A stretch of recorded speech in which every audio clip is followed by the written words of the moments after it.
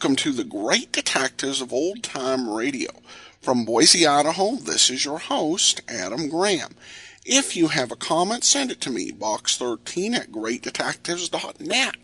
Follow us on Twitter at Radio Detectives. Become one of our friends on Facebook, facebook.com/Radio Detectives. Well, before we do get started, I do want to remind you, if you've not already, pick up your copy of All I Needed to Know I Learned from Dragnet. In it, we examined the career and history of Sergeant Joe Friday and 5 lessons that can be learned from it, as well as the careers and histories of 6 other great fictional policemen and detectives, including Poirot, Rita Malloy, and Frank Cannon. It is available as an ebook wherever fine ebooks are sold. Also over at greatdetectives.net this weekend, you can read my essay on why some people can't quite get into old-time radio. Well, today's episode is from January 12th, 1950, and it's The Big Man, Part 1.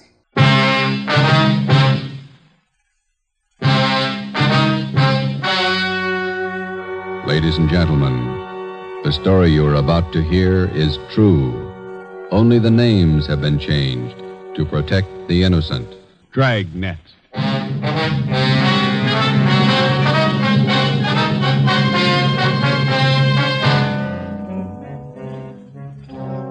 You're a detective sergeant.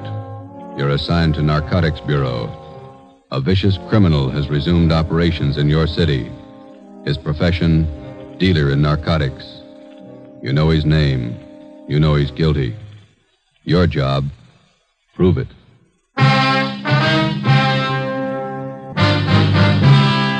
Dragnet, the documented drama of an actual crime. For the next 30 minutes, in cooperation with the Los Angeles Police Department, you will travel step by step on the side of the law through an actual case from official police files. From beginning to end, from crime to punishment, Dragnet is the story of your police force in action. It was Thursday, January 21st. It was cold in Los Angeles. We were working the night watch out of Narcotics Bureau. My partner's Ben Romero. The boss is Thad Brown, chief of detectives. My name's Friday. I was on the way back into work, and it was 3:49 p.m. when I got to the main lobby of the City Hall. Public phone booth.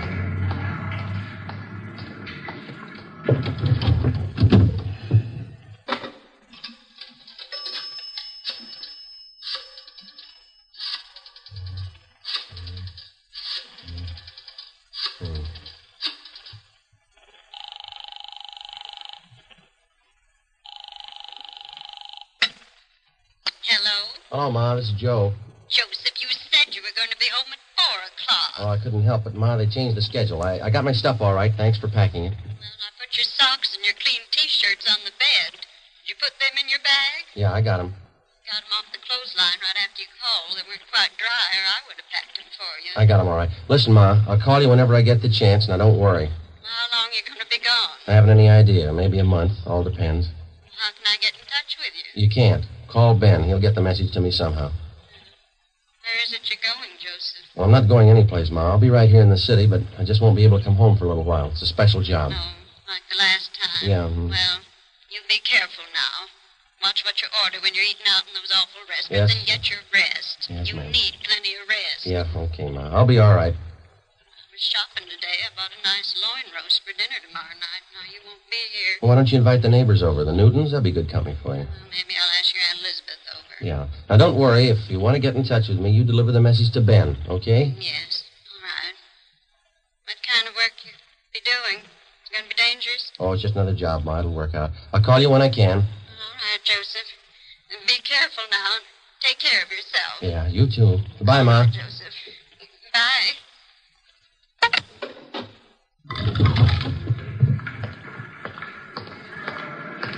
I left the phone booth and started down the corridor.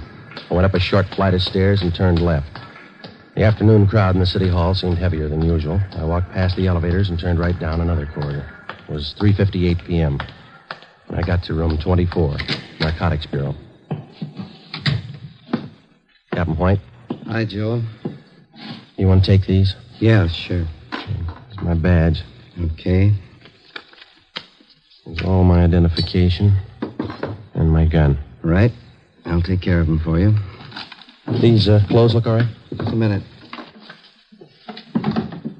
Now, let's see. Yeah. I don't like that tie. Romero, Yes, Skipper? let's see your tie. Yeah, swap with Friday, will you, Ben? Christmas tie's pretty loud. Mine's not. That's the idea. Here's some stuff to carry in your pocket. Social security card, ID card, all made out to Joe Kyber. Some book matches from St. Louis, a couple from Reno, Nevada. Okay.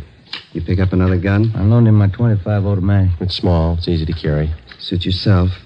I don't have to tell you to be careful. No. It's a chance we've been waiting for, Joe. A lot depends on you. I'll do what I can. Just one thing I want to tell you. Take your time. Take all the time you need. Don't push it. I understand. No time limit. Your time's up when they find out who you are. Captain Lynn White and I left the Narcotics Bureau together with Ben and Johnny Bingham. We went down the hall to the office of Chief of Detectives Thad Brown. As in most major narcotic cases, the plan involved the coordinated work of all three offices, the federal, state, and our own local bureau. The operation involved a great many men and a lot of time. When we got to the Chief of Detectives' office, two men were with him. Bill Craig, the agent in charge of the Federal Bureau of Narcotics for the Southern California area, and Inspector Virgil Beckner, head of the State Narcotics Bureau for our district. All of us had one common goal, the apprehension and conviction of two men, Arthur Belmont and Ralph Costello. The first man on the list, Ralph Costello. Chief Brown outlined the overall plan. Craig, your federal men have been tracking Costello off and on for 3 years now. Beck's of your state agents. Same for our men. This time we can't afford to miss. You figure an undercover man working locally? Is that right, Chief? Yeah, Craig, he'll start right from the bottom, work up the line till he gets to Costello, if he gets there. Beck? Where are you going to start? Captain White, would you lay it out for Beck and Craig? Yeah. Friday here's going to handle the job. He's got his full instructions. Joe, you want to fill him in? All right. I'll make my first contact tonight. I'll meet in a bar down on South Pico with another one of our undercover men, Benny Arredondo. He'll introduce me as Joe Kyber to one of his informants. The informant is supposed to help get me into the Flats gang. The same bunch running on the south end of town? Yeah, small-time peddlers. Be curious. A little bit of everything. Go on, Friday. When I get in the gang, I run with them until I find out where and how they make their buys. After you get a contact, you make buys all the way up the line and get as close as you can to the town. Yeah, that's right. You worked out your contact with us? He knows that under no conditions will he be seen around the department here. It's been set up that I have a hotel room lined up down on the east side. Romero here and Captain White will be my only contact with the office. I'll be using the name Joe Kyber. Sounds all right to me. How about you, Craig? How about that informant, Friday? Can you count on him? Arredondo thinks a lot of him. He says he's a good man. He's the first rung on the ladder. He's got to be solid. Well, if he's not, we won't have far to fall. Depends on how you look at it. You can kill yourself in the bathtub. 8 p.m., Thursday, January 21st. I checked in at the Casino Hotel on Terminal Street. I registered as Joe Kyber, Omaha, Nebraska. I was given the key for room 5. The rent was $7 a week. I unpacked a few things I had in my bag and went down the hall and took a shower. I went down to the lunchroom on the corner. I had an egg sandwich and a cup of coffee. It was 11:18 p.m. when I walked into Blue Wright's Bar and Grill. I ordered a beer and sat down. I watched the missing persons program on the television set above the bar. Lose somebody, Kyber? Hello, Benny. Been here long? I just got here. Where's your boy? Sitting over there with that fella in the blue suit. Name's Gene. Who is the guy in the blue suit? One of the Flats gang. Gene's lining up your introduction now. Guy's name is Ludwig. I call him Lud. He knows me as Steve. Right. What do we do? Sit tight till Gene gives us the word. The tie of yours looks like it's on fire. Look all right? I wouldn't wear it. Lud would. Get in the hotel okay? Yeah, all set. Room 5. Gene wants us. Let's go. Okay. Hi, Steve. So your boy got here? Yeah. Gene, meet Joe Kyber. Hi. This is Lud. Joe Kyber, Lud. Sit down. You like the fights, Kyber? Yeah. I got nothing out here in that line. I used to go to the Garden when I was east. I got some fine cards at the Legion. Where? Hollywood Legion, Friday night. Some classy-looking fighters out there. Where is that? Out in Hollywood. Nice little stadium. I'd like to go with you sometime. Tomorrow? I got a date. Maybe next week. Bring her along. A lot of women go. Not this one. Okay. Are you guys hungry? I could eat. Yeah. Joe? Sure. How about here? Nobody eats here. Steam table over there. The stuff smells pretty good. So does garbage if the wind's blowing the other way. Let's get a French dip sandwich, huh? How about Galbraith's over on Sotelo? Okay. How about you guys? Sure. Let's go. All right. You from the east, Kyber? Omaha, Memphis, all around. Yeah. You don't talk very much. You do. You talk tough. Are you tough? Sometimes. This place we're going to go eat, sometimes the meat's tough, too. Yeah? Just like a piece of tough meat, you can always cut it down to size. The following week at the fights, I met some of the other members of the Flats gang. They were a typical group of hoodlums. Unlike fiction writers have portrayed them, generally gangs of this type do not operate under a gang leader. Each member considers himself the best of the lot. For all practical purposes, they didn't need a leader. But as in any group, some men are more dominant than others. Ludd was one of these. Because of his tough manner, I observed that the gang members placed confidence in Ludd. It was then that I decided that I had to be tougher than he was if the gang was going to accept me. 5 weeks went by. March 7th. There was still no mention by any of them that they were either using or dealing in narcotics. Come on in, Kyber. Sit down. Ludd? Kyber, meet Jerry Phil. Bye. I picked up the tickets for the basketball game tonight. Good seats? Yeah, they look okay. Got an extra, Ducky? Maybe I'd tag along. Yeah, we got 4. You look kind of sad, Cabba. He always looks that way. First he was tough, now he's Oh, sad. you and that mouth. You know it all, don't you? No offense, you look a little low. I don't know about you, Cabba, but I'm a little under par. I'm going to have myself a pop. You interested? No, I don't use it. Why don't you try it? You might get a kick out of it. I have. It's all right going up, but it's nothing coming down. That's where you make a mistake. Stay up. Don't come down. Huh, lad? You heard what he said, Jerry. You don't like it. How does he know? He never stayed up long enough. Take your pop and shut up. You talk about Kaiba trying to be tough, you think you're the big wheel around here. That's enough. You better quit giving orders, lad. You know better than the rest. Look, little man, knock off that kind of talk and keep us both happy. Sure. The boss, man. You know, I got one positive way to shut you Well, why don't you two quit it? This huh? concerns me and Phil. You keep your mouth shut. Well, don't get mad at me. I only wanted to save an argument. Can it, I say. Now, look, big mouth, you can push fella around, but not me. Now you're playing the tough guy again, ain't you? Why don't you go over there and sit down, huh? You sit me down, punk. All right, now listen to me, both of you. I'm tired of being talked down to like a junior member of the firm. You either treat me equal or leave me alone. You understand? You had it coming, lad. Yeah. All right, put that bottle down, Lud. Where'd you get that gun? You carry that thing right along? Right along. Put it down, Lud. Okay. I'm long on memory, Cabba. Remember that. Yeah, and I'm real short on patience with you. Well, I still ain't had my pop. Better hurry. I don't want to miss the game. You got good seats, Cabba. They're not too low. I can't see nothing if they're too low. Don't worry. You'll be high enough. 2 months went by. By playing the tough guy, I gained a great deal of prestige in the eyes of the other gang members. Jerry Fell made sure that all the members heard about that episode up in Ludd's room. Dealers and users of narcotics rarely carry guns. The members of the Flats gang were small-time peddlers and users. They're referred to as mules or small fry. When they found that I carried a gun at all times, they were impressed. They considered me one of them. Since the very beginning of my undercover work, I met weekly with Ben Romero and Captain Lynn White of the Narcotics Bureau. I would be picked up at a different location each time, making sure that I wasn't followed, and we would remain in the car and drive around in a remote section of the city discussing my progress with the gang. During this first 3-month period, under the pretext that I had clients to furnish, I made 2 small narcotics buys, one for $13 and one for $8. As soon as the purchases were made, I would mark them for identification, contact Ben, and then turn the narcotics over to him to be booked as evidence by the property clerk at Central Division. Another month went by. Thursday, June 5th, 11 p.m. We had just returned from the midget auto races, and we were sitting around in Ludd's room. You mentioned something out at the races, Kyber. Now what's on your mind? I told you, Ludd, I need a half a dozen caps right away. I got people putting the bite on me. Old customers. How old can they be? You only been out here 5 months, remember? When they're hooked, they get to be old customers in a month. I fixed up 2 buys with Morse for you. Tony says he can't handle anymore. Hasn't got enough around. You got on board late, you know. All of us are ahead of you. Tony can get more. Who's his source? Couple of guys. I know him. How about an office to one of them? You deal with Tony. You said he hasn't got enough. That's right, I did. Okay. How much do you want? They're your customers. What's it worth? They'll pay. What's the guy's name? Costello's one of them. He'll have enough for you. Who's the other guy? You deal with Costello for now. Where can I meet him? Morsel set it up for you. I gotta meet him in an hour. Come in. Police officers. Shake it down, Donahoe.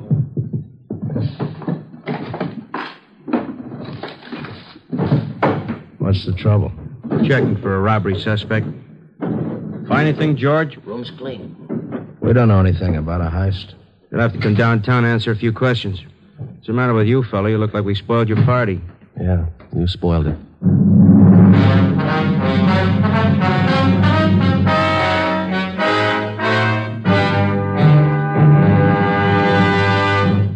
You are listening to Dragnet, authentic stories of your police force in action. The chance of my being picked up while working on an undercover assignment was one which all of us had considered.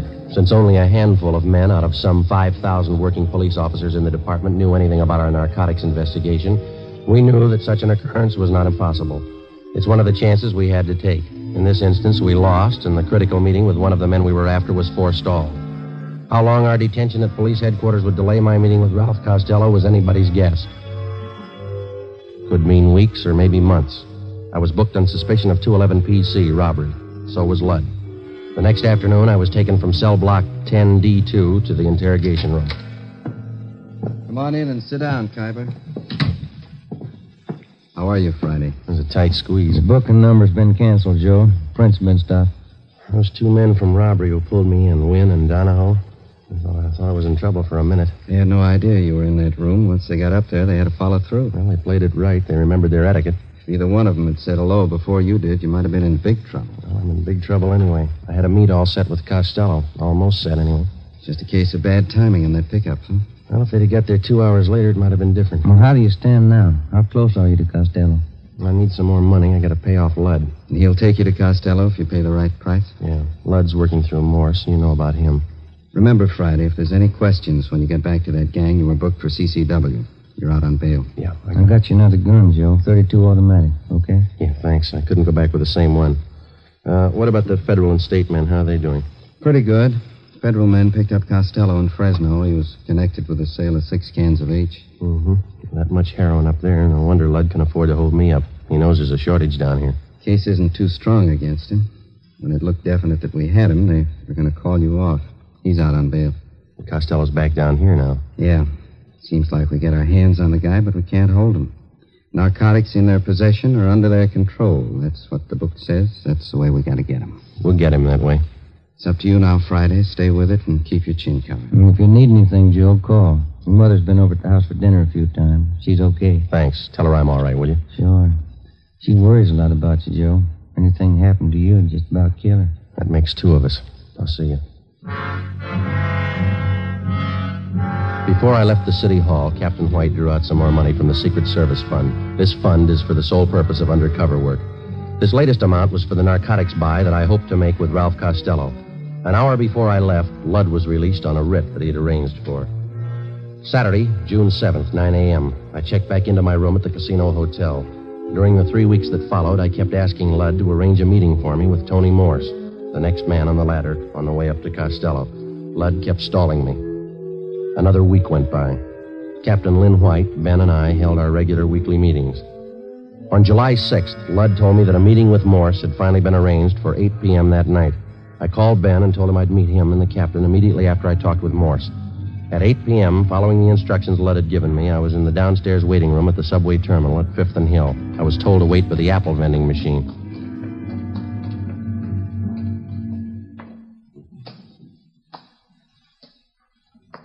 Excuse me, mister. Oh, yeah, sure.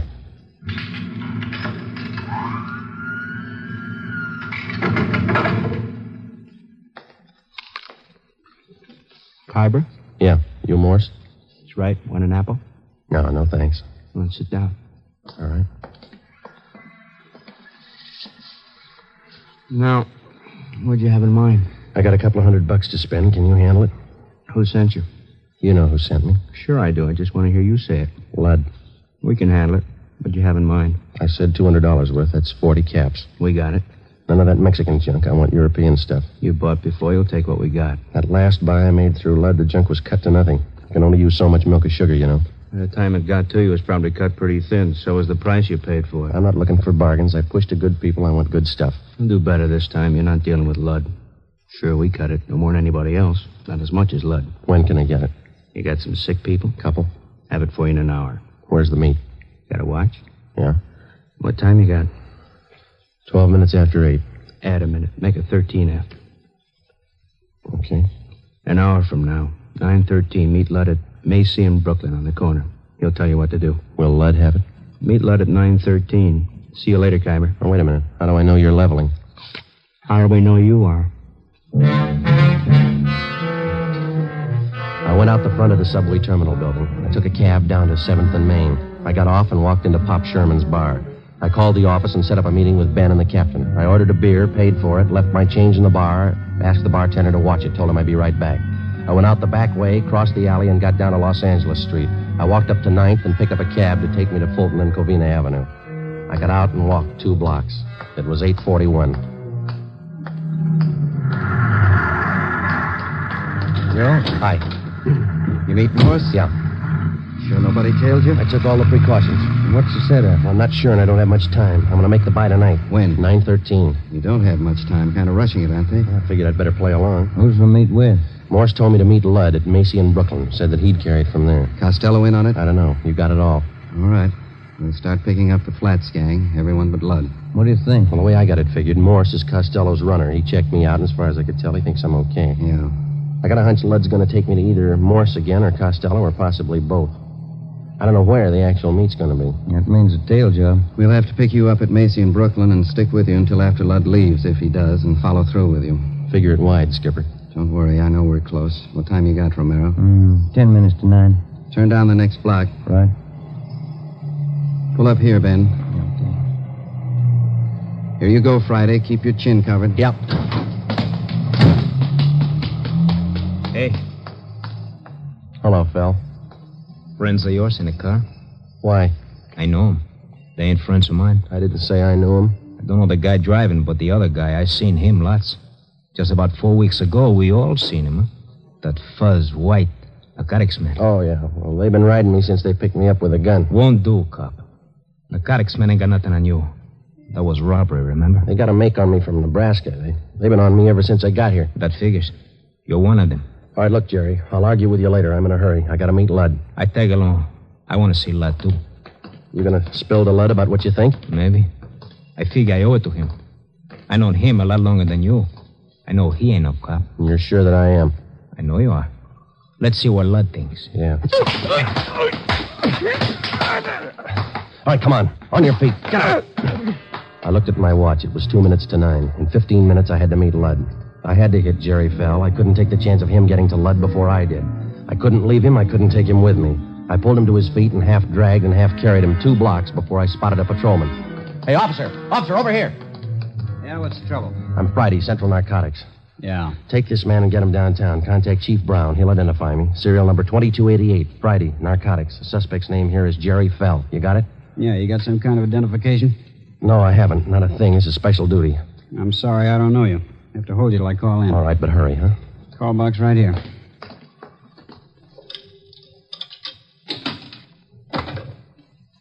This is Carlson, box 117. Check on a matter with the Chief of Detectives Brown, will you?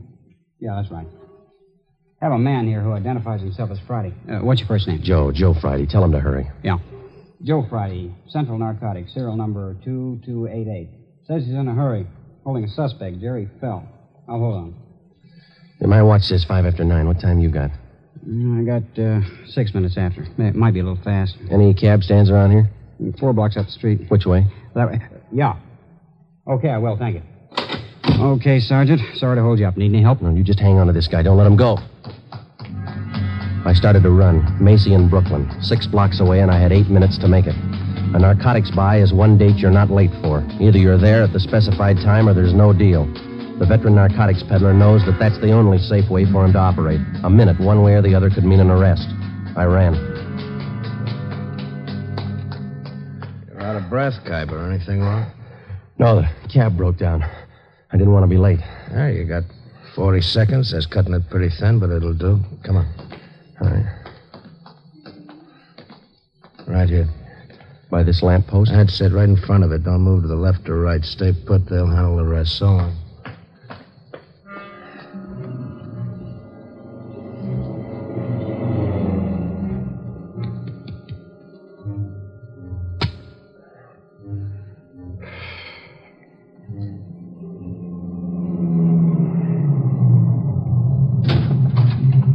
Get in, Kyber.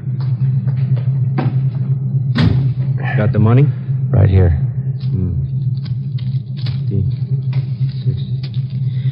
200. Here's your package. Okay. That's it. Joe Kyber, meet Ralph Costello. Hi. Hello. Out this side, Kyber. Okay. I'll see you.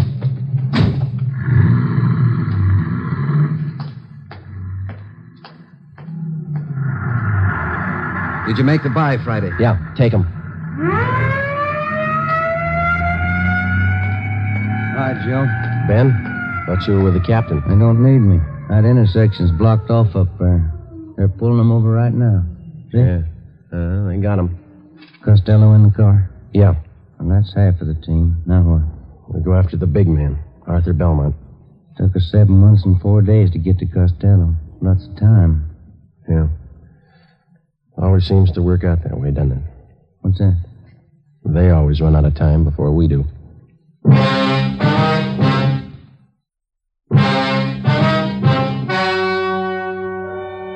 The story you have just heard was true. Only the names were changed to protect the innocent. On July 6th at 10:45 p.m., Ralph Costello was taken to the Narcotics Bureau, the interrogation room, with the promise of the United States District Attorney that his prison terms for the possession and sale of narcotics would run concurrently rather than consecutively. Ralph Costello agreed to furnish us vital information concerning the number one narcotics dealer on the Pacific Coast, Arthur Belmont. Next week, the big man, Arthur Belmont.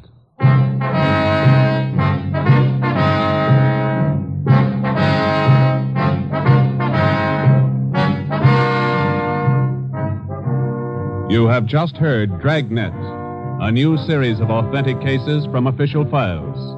Technical advice for Dragnet comes from the Office of Chief of Police W.A. Wharton, Los Angeles Police Department.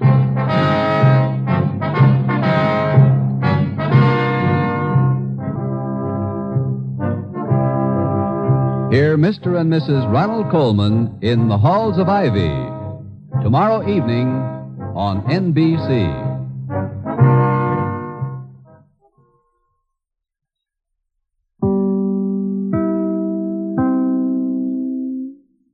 Welcome back. Well, this was quite a milestone episode for Dragnet for at least 2 reasons. First of all, it was the first of 6 Dragnet 2-parters. And they do a total of 3 Dragnet 2-parters over the radio in 1950, and then they do another 3 2-parters in 52 and 53.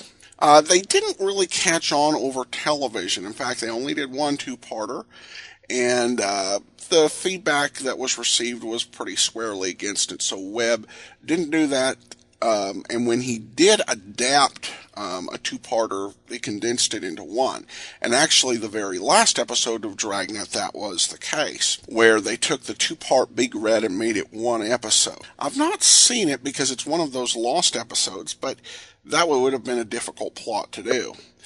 This also featured Friday going undercover as the main theme of the episode. And these would actually be some of my absolute favorite Dragnet radio episodes. I don't think this was the best one by far, but it wasn't a bad first attempt. My favorites, as it stands now, are Big Red and the Big Meat, which we'll hear later on. The scene with Joe Friday's mother is interesting, very well performed, and somewhat amusing, because actually the person who played Joe Friday's mother was Peggy Weber, who was actually only 25 at the time.